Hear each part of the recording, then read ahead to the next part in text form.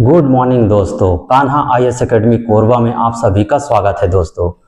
दोस्तों आज हम इतिहास पढ़ेंगे। तो परिवहन आरक्षक और मंडी उप निरीक्षक के लिए बहुत ही महत्वपूर्ण है। ठीक है, इसे हम देखेंगे, यानी कि दोनों एग्जाम के लिए बहुत ही महत्वपूर्ण है। इतिहास को पढ़ने से पहले डिटेल में पहले हम उसके स्ट्रक्चर को पढ़ेंगे। स्ट्रक्चर को यदि आप जान गए दोस्तों, उसको याद कर लिए अच्छे से, तो इतिहास को पढ़ने में बहुत ही आसानी होगी, बहुत ही सरल लगेगा आपको। ठीक है, तो पहले हम स्ट्रक्चर को जान लेते हैं। ठीक है, कैसे स्ट्रक्चर, यानी कि स्ट्रक्चर को पूरा स्ट्रक्चर पूरा इतिहास का, और स्ट्रक्चर याद है तो आपको लगेगा कि मैं पूरा इतिहास को जान रहा हूं। ठीक है, तो चलिए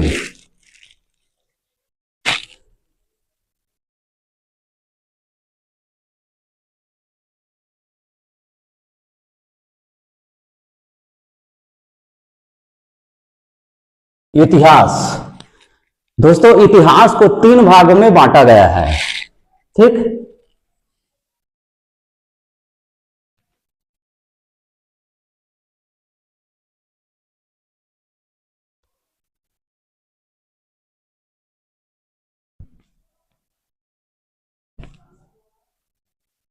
इतिहास को 3 भागों में बांटा गया है। पहला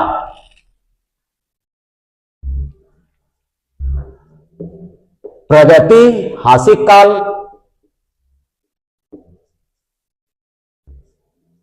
पहला है प्रागैतिहासिक काल, दूसरा है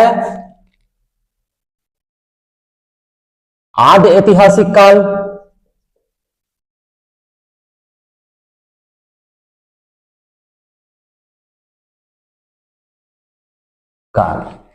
और तीसरा है ऐतिहासिक काल।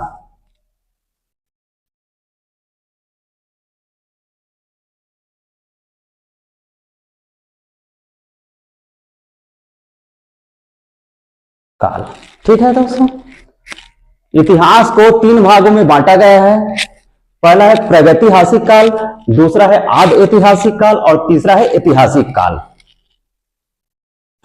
प्रागैतिहासिक काल को 3 भागों में बांटा गया है। पहला पूरा पाषाण काल,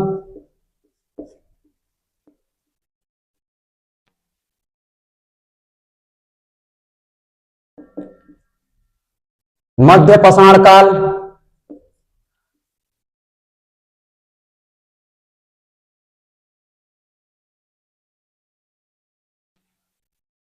तीसरा है नव पाषाण काल।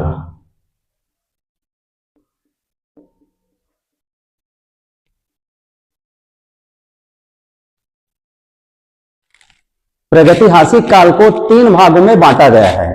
पहला है पूरा पाषाण काल, दूसरा है मध्य पाषाण काल, और तीसरा है नव पाषाण काल। ठीक है, इसका है 25 लाख ईसा पूर्व से 3000 ईसा पूर्व तक। 25 लाख बीसी से 3000 बीसी तक। ठीक है, पूरा पाषाण काल 25 लाख बीसी से 12000 बीसी तक। मध्य पाषाण काल 12000 बीसी से 5000 बीसी तक। नव पाषाण काल 5000 बीसी से 3000 बीसी तक। ठीक है दोस्तों, आदि ऐतिहासिक काल। आदि ऐतिहासिक काल में हम सिंधु घाटी सभ्यता और वैदिक सभ्यता को पढ़ते हैं। साथ ही जो महाजनपद काल है, जिसमें जैन धर्म, बौद्ध धर्म, इसे भी पढ़ते हैं। आदि ऐतिहासिक काल में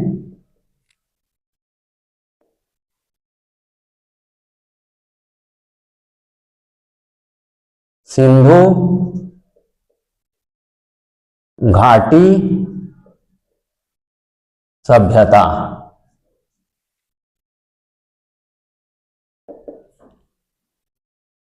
वैदिक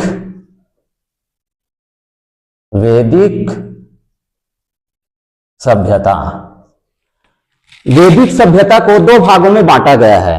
पहला ऋग्वैदिक सभ्यता, दूसरा है उत्तर वैदिक सभ्यता।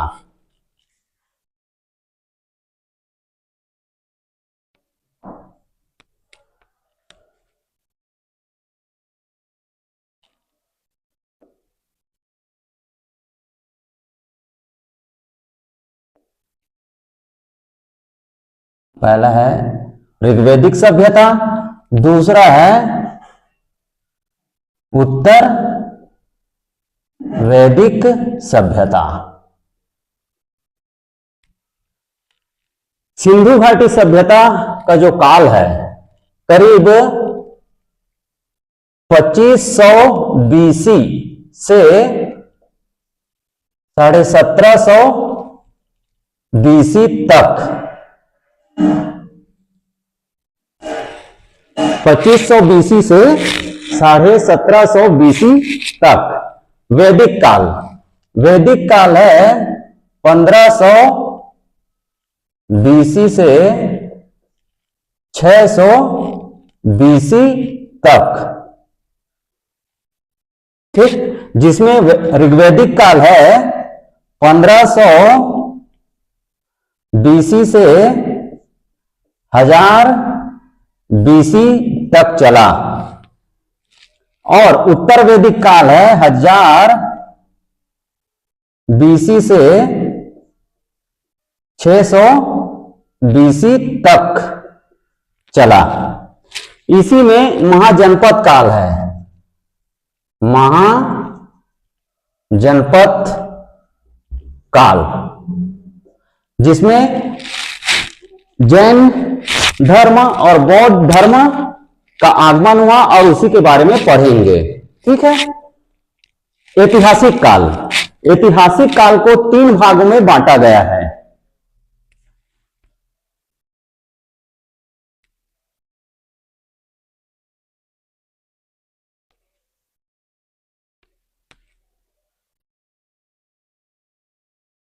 ऐतिहासिक काल को 3 भागों में बांटा गया है। पहला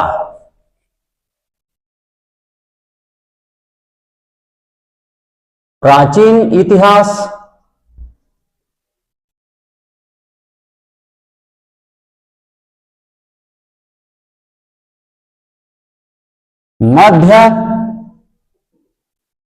मध्यकालीन इतिहास, और तीसरा है आधुनिक इतिहास।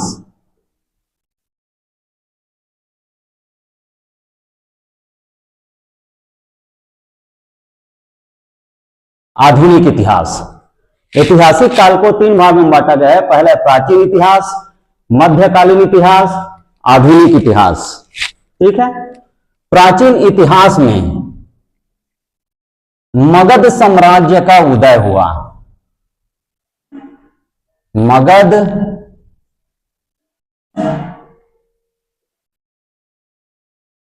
मगध साम्राज्य का उदय, प्राचीन इतिहास में मगध साम्राज्य का उदय, जिसमें हम हर्यक वंश, दूसरा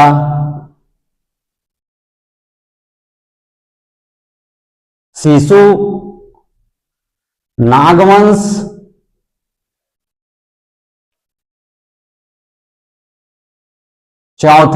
तीसरा नंदवंश,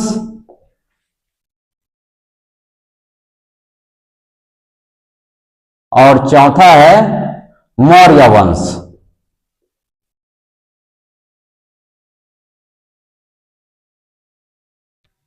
मगध साम्राज्य के उदय में हम 4 वंश को पढ़ते हैं।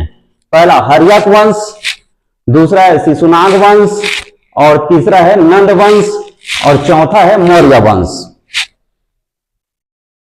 फिर मौर्योत्तर वंश, इसके बाद है दोस्तों मौर्योत्तर वंश।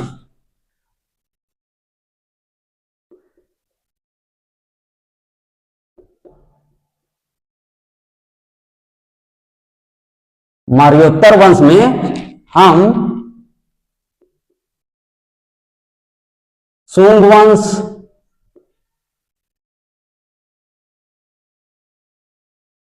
कण्व वंश,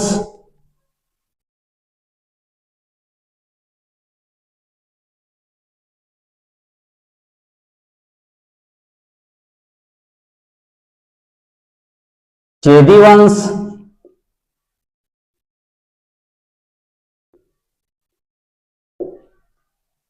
कौन सा है, सातवाहन वंश,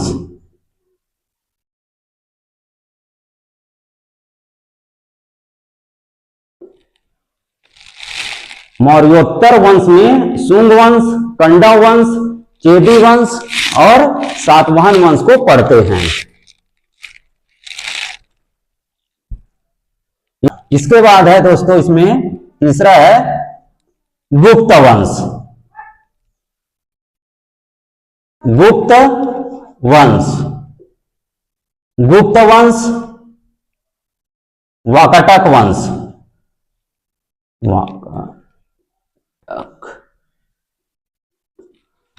गुप्त वंश और वाकाटक वंश को पढ़ते हैं।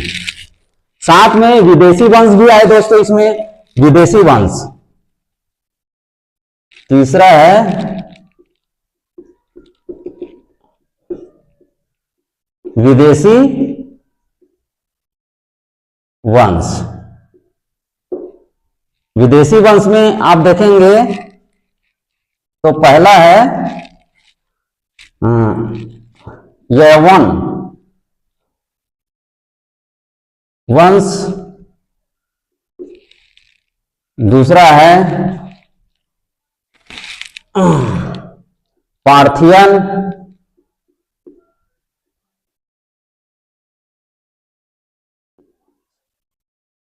तीसरा है कुषाण वंश,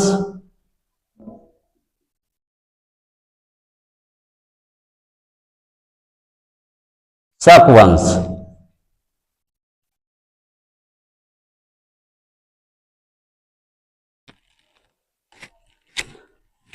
प्राचीन इतिहास में दोस्त, प्राचीन इतिहास में हम पहला है मगध साम्राज्य का उदय।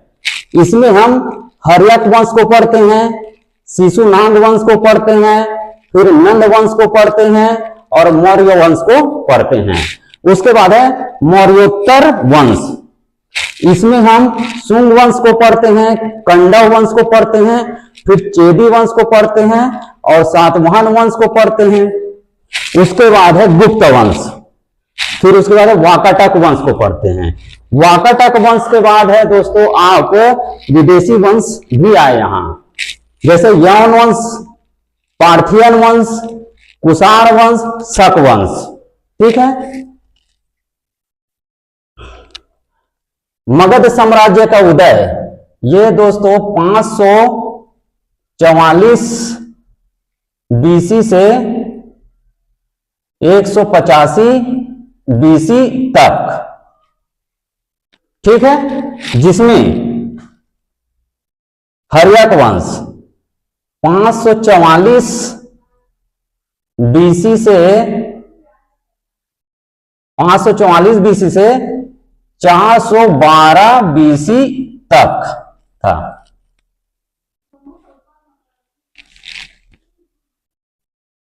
412 बीसी से 344 बीसी तक शिशुनाग वंश। नंद वंश 344 बीसी से 322 बीसी तक, और मौर्य वंश 323 बीसी से 185 BC तक। ठीक है दोस्तों। इसके बाद है मौर्योत्तर वंश। मौर्योत्तर वंश में है शुंग वंश। शुंग वंश 185 BC से 73 BC तक। 185 से 73 BC तक। ठीक। कंडव वंश है 73 BC से 28 BC तक। ठीक है। और चेदी वंश है, चेदी वंश 100 BC से 1 शताब्दी तक। 1 शताब्दी तक। और सातवाहन वंश है 30 BC से 250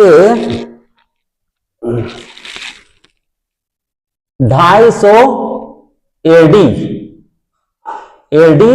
तक। ठीक है। जो सातवाहन वंश है 30 BC से 250 AD तक चला। वाकटक वंश है 250 AD से 500 AD तक। ठीक है। नोट करो, पूरा नोट कर लो दोस्तों, नोट करो। और गुप्त वंश है, ये गुप्त वंश 319 AD से 550 AD तक। ठीक। 550 AD तक। और जो विदेशी वंश है दोस्तों, इसका जो काल है, जब इसको पूरा डिटेल पढ़ेंगे, ठीक है, तब पढ़ेंगे काल को कि कब से कब तक है। देखो दोस्तों, अब है मध्यकालीन इतिहास।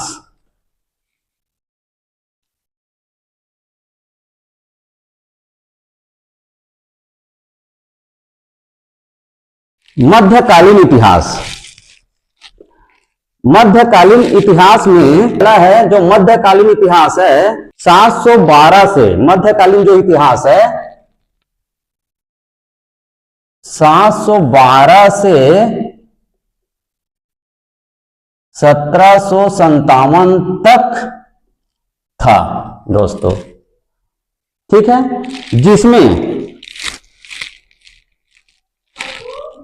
जिसमें है, पहला है सल्तनत काल। पहला है सल्तनत काल। ठीक है। सल्तनत में अरब आक्रमण हुआ।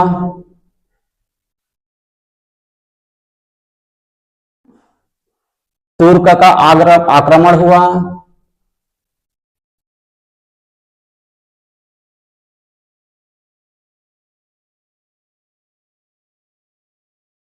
सल्तनत काल में अरब आक्रमण हुआ, फिर तुर्क का आक्रमण हुआ, जो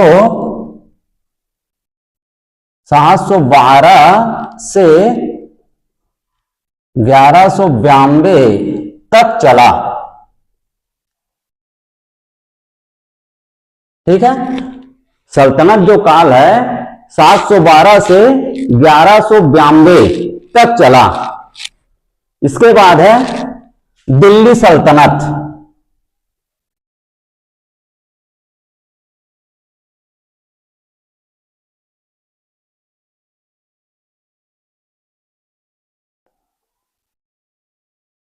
इसके बाद है दिल्ली सल्तनत काल, ठीक है, जिसमें हम गुलाम वंश,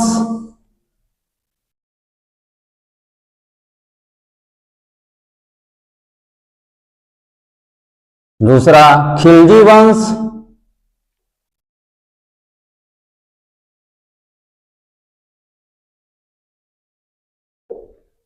तीसरा तुगलक वंश,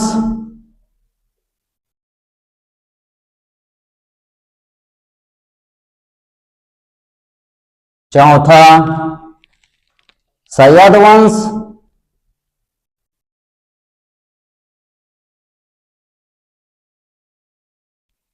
पांचवा लोधी वंश।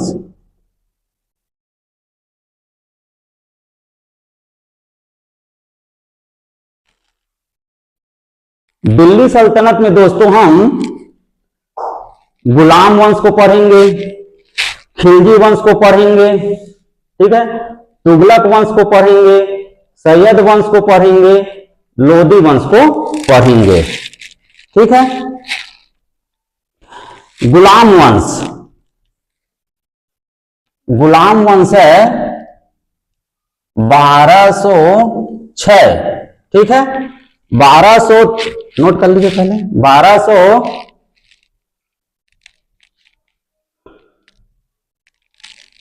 1206 से 1290 तक, ठीक है, 1206 से 1290 तक। 1290 खिलजी वंश 1290 से 1320 तक चला, ठीक, 1290 से 1320 तक चला। और तुगलक वंश है 1320 से 1414 तक चला, ठीक। तुगलक वंश है 1320 से 1414 तक चला, ठीक है दोस्तों। और सैयद वंश है 1414 से 1451 तक चला, ठीक है, देख लीजिए, नोट कर लीजिए। सैयद जो वंश है 1414 से 1451 तक चला,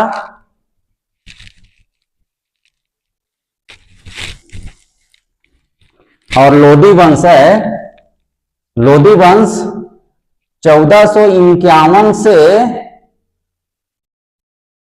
1526 तक चला, ठीक।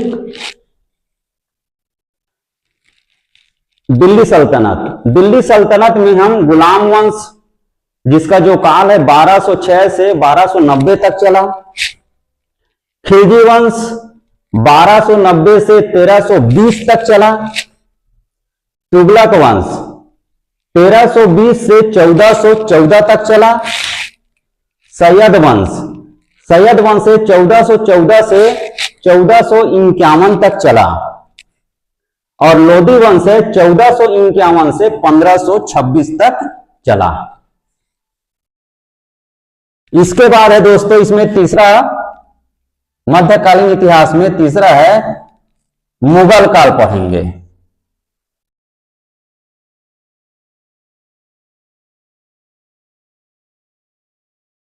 मुगल काल, मुगल काल में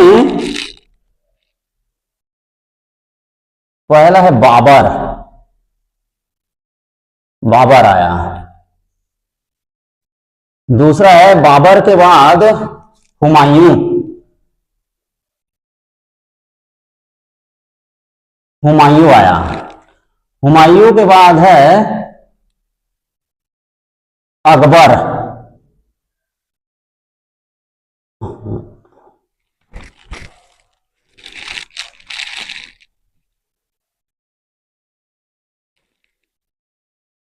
अकबर। अकबर के बाद है जहांगीर।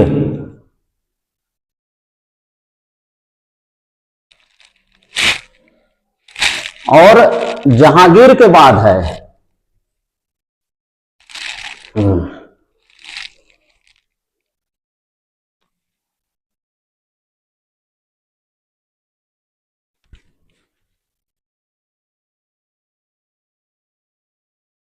दोस्तों जहांगीर।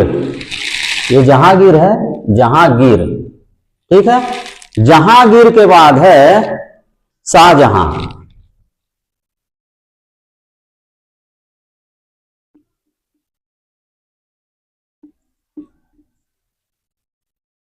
ठीक है, शाहजहां। और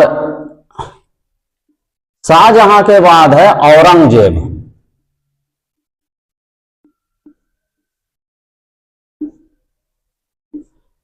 इसके बाद परवर्ती परवर्ती और राजा आए। ठीक है, जो 1757 तक चला। ठीक है, लेकिन जो इंपॉर्टेंट है दोस्तों इसमें बाबर, जो इंपॉर्टेंट है बाबर है, हुमायूं है, अकबर है, जहांगीर है और शाहजहां है, औरंगजेब है। ठीक है, इसी को ही पढ़ेंगे।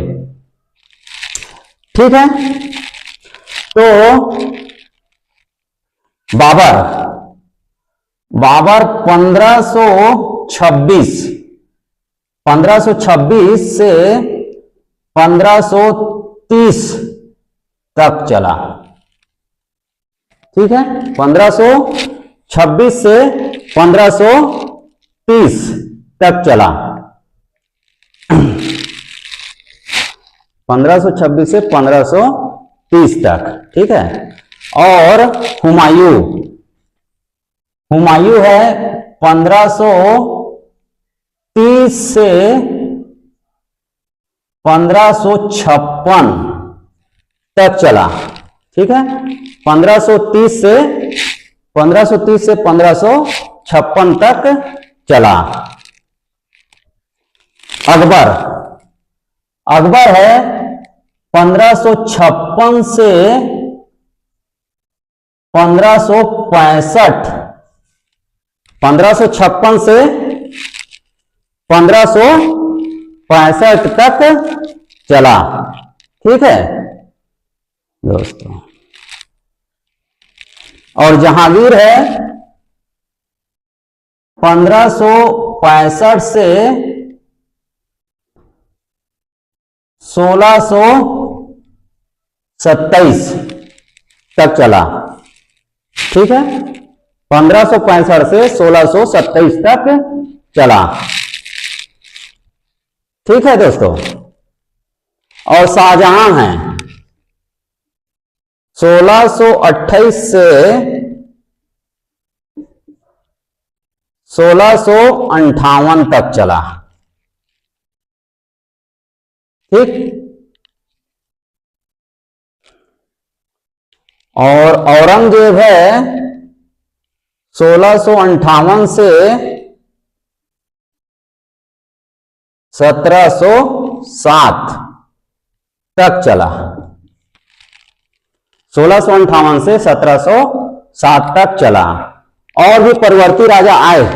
ठीक है, लेकिन उतना उसमें इंपॉर्टेंट नहीं है दोस्तों। ठीक है, तो हम इतने ही जो देखेंगे इसमें, मुगल काल में बाबर जो 1526 से 1530 तक चला। हुमायूं आया फिर उसके बाद 1530 से 1556 तक चला। फिर उसके बाद अकबर है 1556 से 1565 तक चला।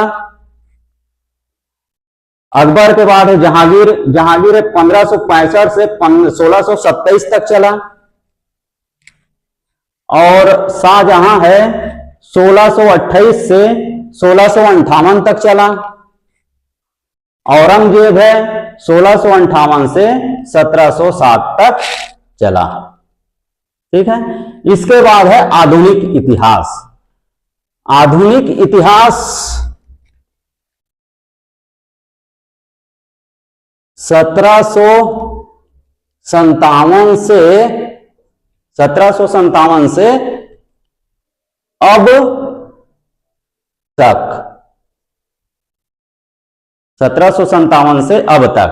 दोस्तों कई इतिहासकार 1857 के बाद को आधुनिक इतिहास मानते हैं, ठीक है, और जो कई इतिहासकार हैं वो 1757 के बाद को आधुनिक इतिहास मानते हैं। तो इसका जो डिटेल है क्यों मानते हैं, ठीक है, हम जब इसके पूरे का डिटेल में पढ़ेंगे तब बताऊंगा दोस्तों, ठीक है। नोट कर लो दोस्तों, नोट कर लो। एक बार और बता देता हूं आपको। इतिहास को 3 भागों में बांटा गया है। पहला प्रागैतिहासिक काल, दूसरा है आधे ऐतिहासिक काल और तीसरा है ऐतिहासिक काल। प्रागैतिहासिक काल को 3 भागों में बांटा गया है। पहला पूरा पाषाण काल, मध्य पाषाण काल, दूसरा है नव पाषाण काल। आधे ऐतिहासिक काल को सिंधु घाटी सभ्यता, दूसरा है वैदिक सभ्यता। वैदिक सभ्यता को 2 भागों में बांटा गया है। पहला है ऋग्वैदिक सभ्यता और दूसरा है उत्तर वैदिक सभ्यता। इसी में महाजनपद काल है, जिसमें हम बौद्ध धर्म और जैन धर्म को पढ़ेंगे। ऐतिहासिक काल को 3 भागों में बांटा गया है। पहला प्राचीन इतिहास, मध्यकालीन इतिहास, आधुनिक इतिहास।